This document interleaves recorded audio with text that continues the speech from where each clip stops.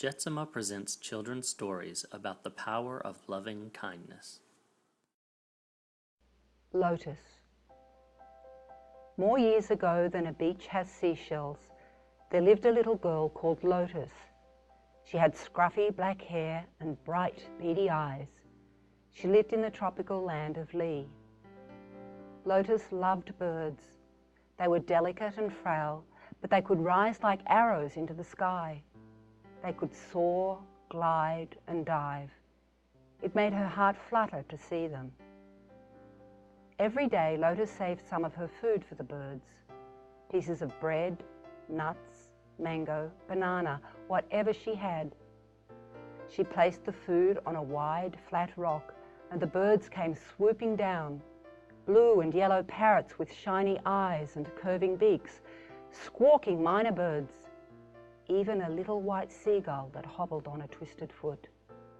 "You leave your brains in the bean patch?" her mother snapped. "We're too poor to waste good food like that." "I don't mind sharing," Lotus replied. "I can live on less food." "But you're so thin. You're light as a feather. Soon you'll be flying in the sky like one of those birds." Lotus giggled. "I wish I could." "Well, you'd better eat," her mother said. "Survival race is coming. You'll need your strength." Lotus nodded respectfully. "Yes, Mama, I practice running every day." But she kept on sharing her food with the birds, especially the lame seagull she called Little Cloud. Lotus, of course, had no idea who Little Cloud really was. Survival race happened once a year. All the girls who were 10 years old, the age of both hands, had to enter, and this year Lotus was 10. Sad to say, Lee was ruled by a harsh, cruel queen. 20 years ago, she had invented, for her own amusement, the terrible contest called Survival Race. The girls were forced to run a long, rugged course cut through the jungle. It was a wide strip of land filled with snares and quicksand and hidden pits. The queen ordered her soldiers to prepare the obstacles carefully. Just before the start, they sprinkled the course with angry snakes. No girl had ever died during the race. Soldiers always released them from the perilous traps. Even so, some of the contestants had been seriously injured. But the winner received honor and glory beyond belief. The first girl to cross the finish line became a royal princess. She lived at the palace in luxury and splendor. There were now 20 princesses, winners of past races. People whispered that they sat on velvet cushions eating mouth-watering delicacies from solid gold plates. The winners even had a chance to become the next queen, for when the old queen died, the new queen would be selected from among the princesses by the ceremony of drawing feathers. The morning of the race, Lotus filled the offering bowls on the altar with special care. Then she and her mother prayed extra long to the great deities, the ones who are closer than you think.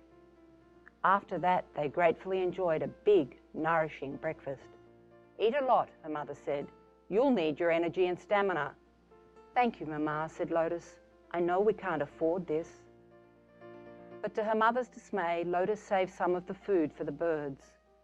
Little Cloud, who was quite tame now, stood with his good foot curled around the girl's finger. He gobbled nuts from the palm of her other hand. "There's a big race today," Lotus told him. "Wish me luck." Little Cloud cocked his head, looking at her sideways. He nodded as if he understood. Survival race began at noon, the time of no shadows, beneath the blazing sun. The heat was one of the many obstacles. This year there was a huge crowd of 10-year-old girls. Lotus recognized a few of them.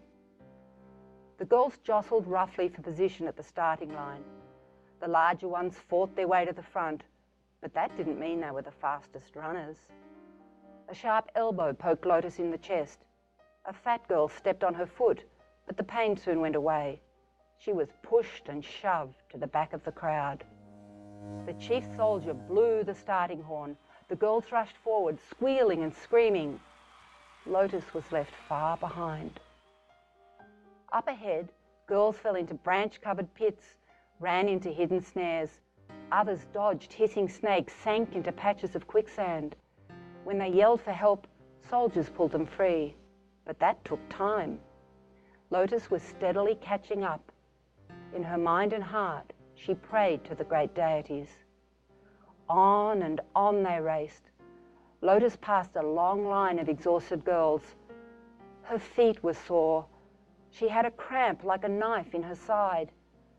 Way in the distance, she could see the bright red finish banner stretched between two palm trees. Only 4 girls in a tight group were ahead of her now. Their legs pumped rhythmically, hard. But then, one of them collapsed like a rag doll, probably fainted. Another girl tripped over her. They didn't get up. The other 2 kept running. They were stronger than Lotus. She'd never pass them. The sun was murderously hot. Lotus felt weak and dizzy. On both sides, the blurry jungle swayed. The palm trees looked like monstrous heads on long, ribbed necks. They seemed evil, like they were hoping she would stumble and fall. Lotus staggered in the sandy soil. Long green snakes sunk their fangs into her legs. Or were they sharp jungle plants and vines? Everything was blurry. She fought back tears of despair. All of a sudden, Lotus felt a rush of cool air. She heard a forceful swooshing. She looked up. She saw a huge white creature with wings. It was Little Cloud. She recognized his twisted foot. But he was gigantic now. Her mouth fell open in awe. The bird had grown to many times his former size. He hovered above her, blocking out the sun. Was she going crazy? It seemed like a wild, impossible dream. "You're so big!" Lotus exclaimed. "I have grown as big as your heart," said the bird.